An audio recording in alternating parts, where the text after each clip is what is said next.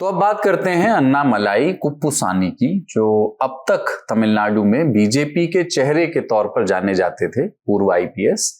लेकिन अब उन्होंने पार्टी छोड़ दी है और एक नया पॉलिटिकल मूवमेंट लॉन्च करने जा रहे हैं। जाहिर है अपनी पार्टी बनाएंगे।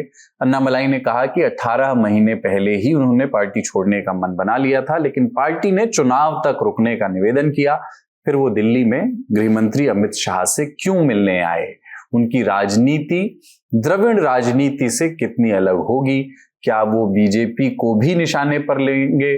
और कहीं इसमें बीजेपी का ही कोई लॉन्ग टर्म गेम तो नहीं है? नेता नगरी के इस सत्र में इसी पर बात होगी।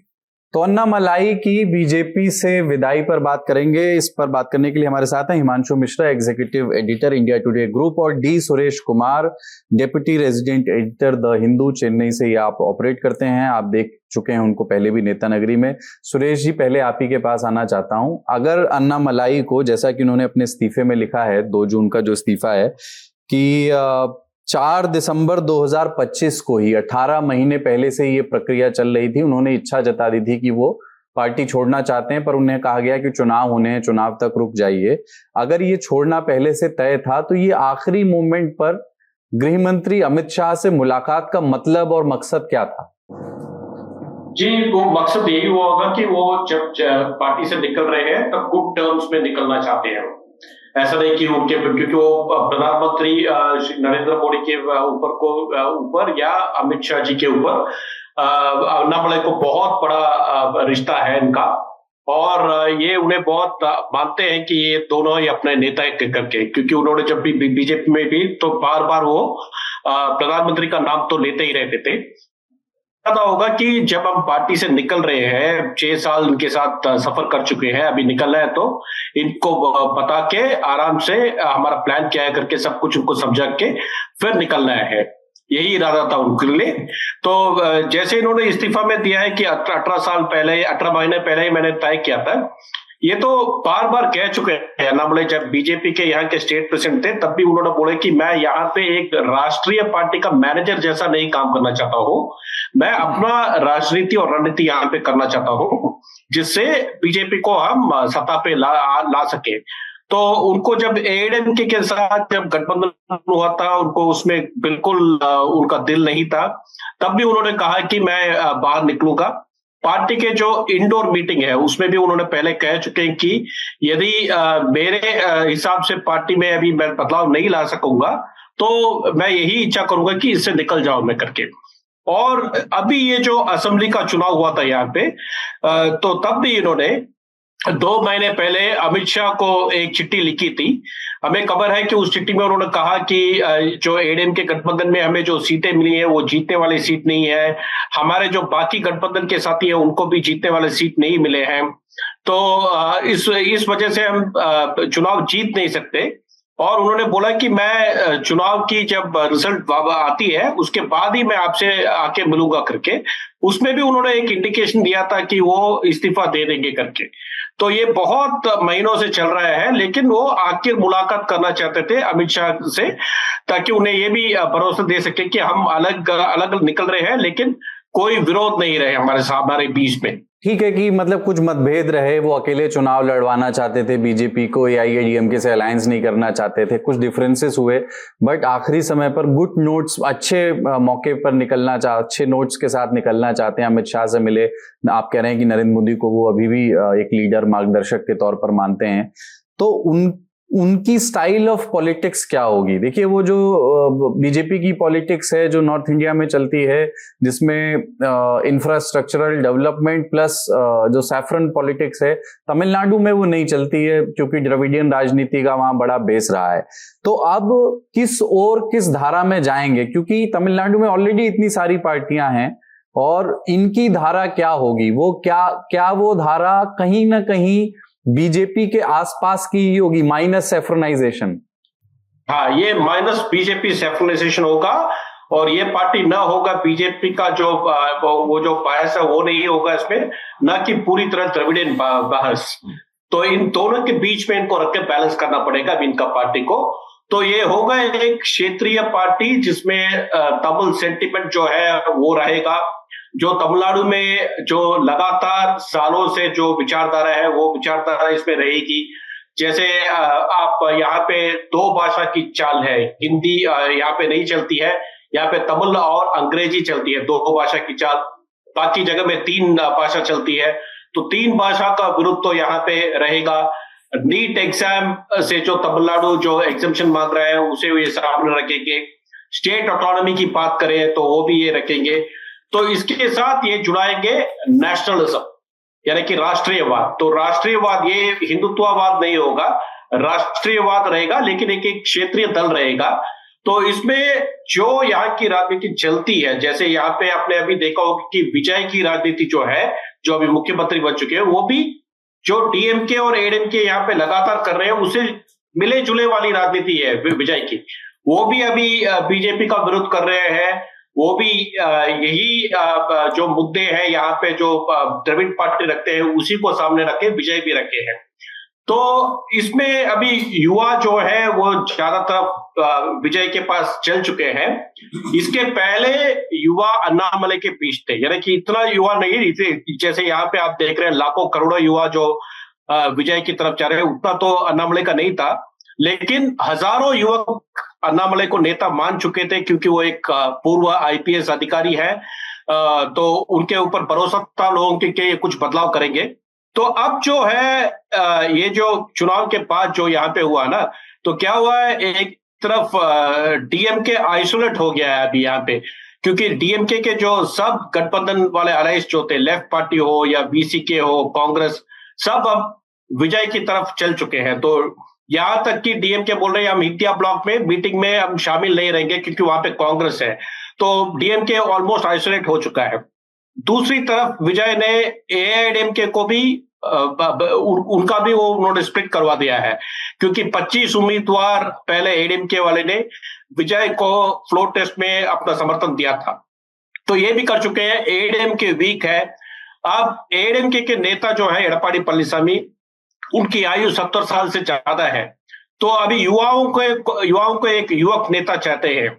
तो जेनसी के नेता बनेंगे अभी एक तरफ विजय, दूसरी तरफ डीएमके में एमके स्टालिन नहीं, लेकिन उनके बेटा leader of opposition Udhayanidhi Stalin, और तीसरी तरफ आपको अन्नामलई। तो ये यूथ फोर्स का एक नया क्षेत्रीय दल बन गया है यहाँ पे। तो सब यही प्रयत्न करेंगे कि अपना जो वोट शेयर है वो कितना बढ़ा सकेंगे। तो और कैसे, यानी कि इन लोगों का जो रणनीति है, राजनीति एकदम आसपास मिले जुले रहेंगे, लेकिन इसमें से अपना जो कुछ भी लेना चाहते हैं, अपना शेयर ऑफ पाई, वो लेने का प्रयत्न तीनों दल करेंगे। ठीक है सर, एक आई नो आपको जाना है, बट एक क्विक क्वेश्चन, क्योंकि इन्होंने ये चाहते थे कि बीजेपी अकेले चुनाव लड़े तमिलनाडु में। अपने संगठन की एबिलिटीज की वजह से बीजेपी का परसेंटेज भी तमिलनाडु में बढ़ा, उसका श्रेय भी अन्नामलई को दिया गया। बहुत एग्रेसिव नेता हैं। एनडीए का पार्ट वो नहीं होंगे ऐसा लगता है उन पार्टी बनाने के बाद भी, क्योंकि वो अकेले चुनाव लड़ने के पक्ष में ज्यादातर रहे हैं। पर वुड यू बी सरप्राइज्ड कि अगर वो आने वाले चुनाव रैलियों में या अपने प्रचार में बीजेपी को भी निशाने पर लेते हुए दिखाई दें, या बीजेपी को भी क्रिटिसाइज करते हुए दिखाई देंगे? इसको देख के आप सरप्राइज होंगे अगर ऐसा होता है? नहीं, ऐसा सरप्राइज तो नहीं होगा, लेकिन वो ज्यादा एंटी बीजेपी पॉलिटिक्स नहीं करेंगे। वो यही करेंगे कि हमारा जो तमिलनाडु का जो मुद्दे हैं उसको आगे रखेंगे, और युवाओं को विश्वास देंगे कि ये एक नई राजनीति है, यहाँ पे आप हमारे मूवमेंट में आ जाओ, हमारे आंदोलन में आप आ जाओ, तो आपको भविष्य में राजनीति में लीडर बनने का बहुत आपको मौका मिलेगा। क्योंकि आज उन्होंने बताया कि हमारे पार्टी जो पार्टी फॉर्म करेंगे, वो बाद में आंदोलन से वो जब पार्टी बनेगा, तब इसमें हम ऐसे भी नियम लेकर आएंगे कि एक आदमी को कितने बार वो उम्मीदवार बन सकते हैं इलेक्शंस में, कितने बार एमएलए रह सकते हैं, कितने बार एमपी रह सकते हैं, विधायक बन सकते हैं। तो इनमें रिस्ट्रिक्शन लेकर आएंगे। तो जब ऐसा रिस्ट्रिक्शन पॉलिसी में आ जाता है, पार्टी के आइडियोलॉजी और पॉलिसी में आ जाता है, तब युवकों को और जो राजनीति में आना चाहते हैं उनको भी कुछ भरोसा मिला है कि इनके साथ हाथ जो मिलेंगे तो हमें भी कुछ कभी ना कभी हमें उम्मीदवार करके खड़ा रखेंगे विधानसभा चुनाव या लोकसभा चुनाव में। तो ये कॉन्फिडेंस देते हैं वो। लेकिन इनकी जो राजनीति है, थोड़ा जो बीजेपी का जो पॉलिसीज यहाँ पे बिल्कुल जेल नहीं होता है, उसको अपोज करेंगे। जैसे अभी कुछ ही दिनों पहले अन्नामलाई ने बोला कि ये जो 3 भाषा का जो सीबीएसई ने अभी नियम लेकर आया है, इसको इस साल से आपको या इंप्लीमेंट नहीं करना है, आपको इसको पोस्टपोन करने करके उन्होंने जो बीजेपी का जो पॉलिसी है, सीबीएसई वाला पॉलिसी, उसको ही अपोज किया था। तो ये माइल्ड अपोजिशन होगा, पॉलिसी बेस्ड। लेकिन बिल्कुल ये अमित शाह जी के पॉलिटिक्स या प्रधानमंत्री के पॉलिटिक्स को बहुत कठोर रूप से विरोध नहीं करेंगे, यही हमारा मानना है अभी के लिए। ठीक है, थैंक यू सर। हिमांशु जी, जो अमित शाह से अन्नामलाई की मुलाकात हुई, उसके बड़ी व्याख्याएं खोजी जा रही हैं कि भाई जाना ही था, और पहले अनाउंस कर दिया था उन्होंने कि मैं पार्टी छोड़ रहा हूं। फिर वो 2 जून को लिखी गई चिट्ठी जिसमें बहुत सारी बातें उन्होंने कही कि ये तो 18 महीने पहले से ये प्रक्रिया ये चल रही थी और मैं पार्टी को मन बना चुका था। पर क्या ये कोई एक लॉन्ग टर्म प्लान का हिस्सा हो सकता है भारतीय जनता पार्टी के लिए भी? क्योंकि भारतीय जनता पार्टी अभी एक तमिलनाडु के पूरे देश में तमाम जगहों पर उसकी सरकार है, सबसे ज्यादा प्रदेशों में निर्वाचित सरकारें हैं उसके पास, पर तमिलनाडु में बाहरी पार्टी का दर्जा है, उसको नेशनल पार्टी है वो, लेकिन वहां पर वो ऐसा तमिल पार्टी के तौर पर स्वीकृत नहीं है।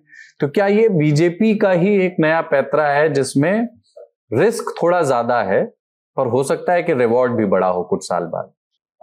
ये जो चीजें हैं ना, ये हाइपोथेटिकल है कि बीजेपी ने इंटरनली कोई स्ट्रेटेजी बनाई कि तमिलनाडु में जो है अन्नामलाई वो अलग हो और वो एक नई तरीके से नई राजनीति वहां के जो सोशल इक्वेशन है उसके आधार पर करे। लेकिन एक चीज जैसे अभी सुरेश जी भी कह रहे थे, 18 महीने पहले नहीं, 18 महीने नहीं, कुछ उसके अगर आप देखेंगे तो बीजेपी ने अन्नामलाई को बहुत मौके दिए हैं।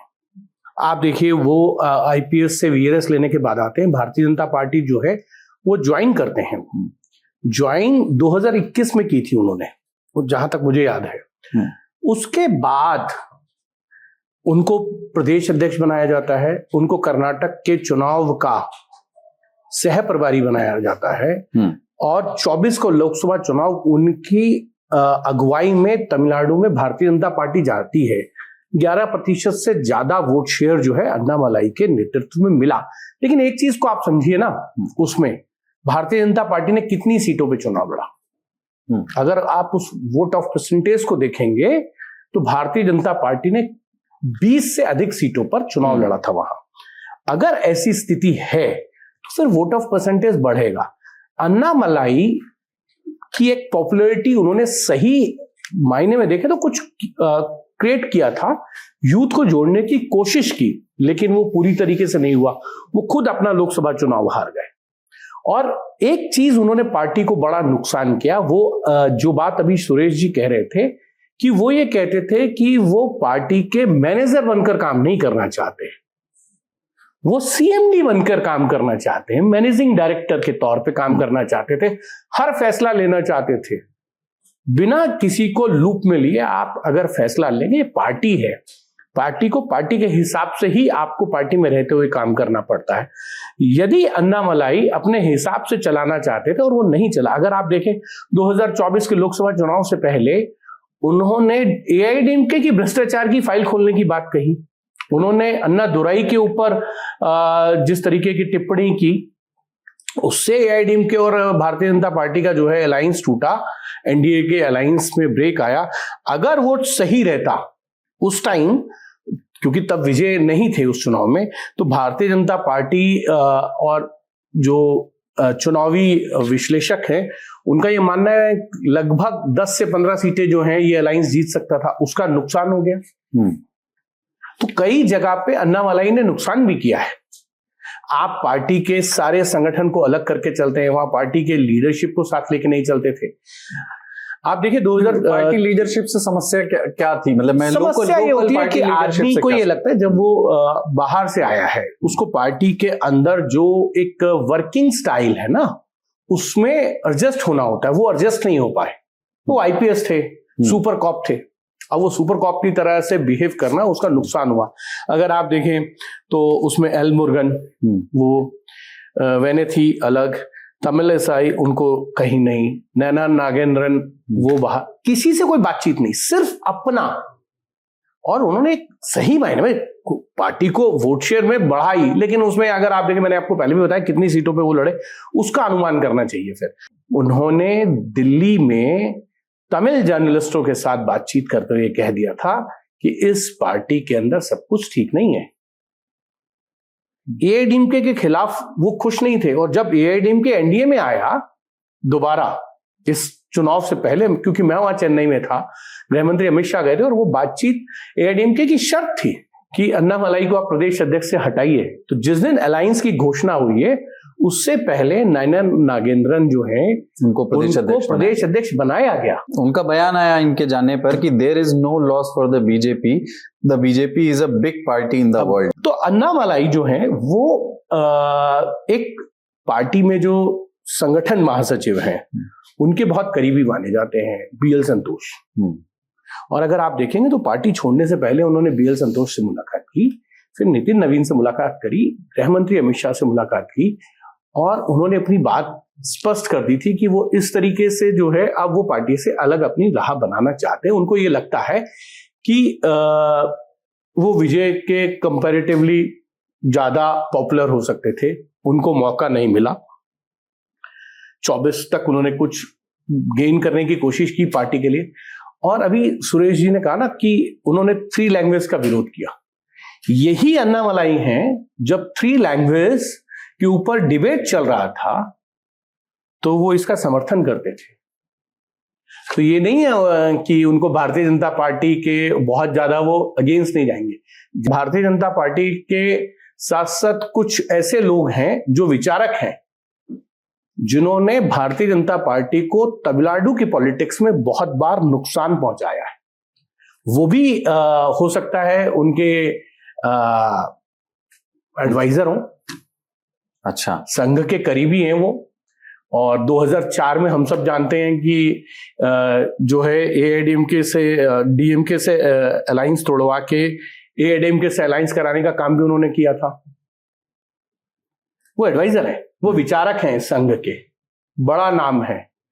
क्या वो भी अन्नामलाई के एडवाइजर हैं? ये कुछ दिनों में शायद साफ हो जाए। सुरेश जी ज्यादा जानते होंगे गुरुमूर्ति जी के बारे में, कि गुरुमूर्ति जी क्या अन्नामलाई के पीछे एडवाइजर तो नहीं है, क्योंकि ये कहा जा रहा है कि कुछ आरएसएस के लोग जो हैं वो अन्नामलाई के एडवाइजर हैं।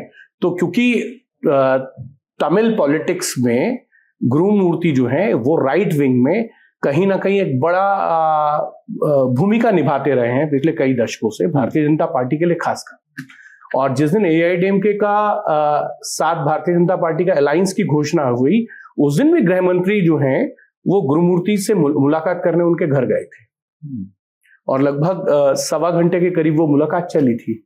लेकिन उस बैठक में भी अन्नामलाई भी थे। हिमांशु जी, ये बताइए कि क्या ये बात स्पष्ट तौर पे कह सकते हैं ऐसे कि उनका जाना बीजेपी के लिए एक झटका तो है, क्योंकि इतने समय से एक चेहरे पर पार्टी इन्वेस्ट कर रही थी, वही चेहरा बीजेपी उस चेहरे के जरिए तमिलनाडु में अपने द्वार खोलने की कोशिश कर रही थी। ठीक है, प्रदेश अध्यक्ष बदला गया एआईडीएमके से अलायंस के बाद, लेकिन तमिलनाडु में बीजेपी का चेहरा मतलब अन्नामलाई, और उनके पीछे सुरेश जी कह रहे थे कि ऐसा नहीं कि बहुत सारे युवाओं की भीड़ है, पर कुछ युवाओं में सीमित पॉपुलैरिटी तो उनकी रही है। तो क्या एक एग्जैक्ट उसी तरह का रिप्लेसमेंट इमीडिएटली एक नया चेहरा तैयार करना बीजेपी के लिए एक चुनौतीपूर्ण कार्य नहीं होगा उनके लिए? बिल्कुल होगा बीजेपी के लिए चुनौतीपूर्ण कार्य, क्योंकि जितने बीजेपी के पास तरकश में तीर थे, लगभग जो है तमिलनाडु में उनका उपयोग जो है वो भारतीय जनता पार्टी कर चुकी है। भाई कोयम्बटूर से पहले सीपी राधाकृष्णन जो अभी उपराष्ट्रपति हैं वो भी सांसद रह चुके हैं, और तमिलिसाई उनको चुनाव लड़वाया गया है। वैनती पिछली बार चुनाव जीत गई थी, हार गई हैं। नैना नागेंद्रन, उनको प्रदेश अध्यक्ष की जिम्मेदारी दी गई है। एल मुरुगन को अगर आप देखें तो वो केंद्र सरकार में मंत्री रहते हुए जो है 2024 में विधानसभा चुनाव हारे, और 2021 में उनकी ही लीडरशिप में पार्टी जो है वो 4 सीटों पे ही सिमटी थी, मतलब 4 सीटें ही जीत पाई। 24 का इलेक्शन उन्होंने लड़ा, हार गए। 26 में उन्होंने विधानसभा चुनाव लड़ा, हार गए। तो भारतीय जनता पार्टी को एक नुकसान तो होगा, लेकिन इस नुकसान की भरपाई भारतीय जनता पार्टी कैसे करेगी, इसका कहीं ना कहीं रास्ता जरूर भारतीय जनता पार्टी निकालेगी, क्योंकि जिस अलायंस के साथ भारतीय जनता पार्टी अलाइंड थी एआईडीएमके, उसके भी फैक्शन आपको नजर आ रहे हैं। तो तमिलनाडु की पॉलिटिक्स में एक बड़ा मोड़ है।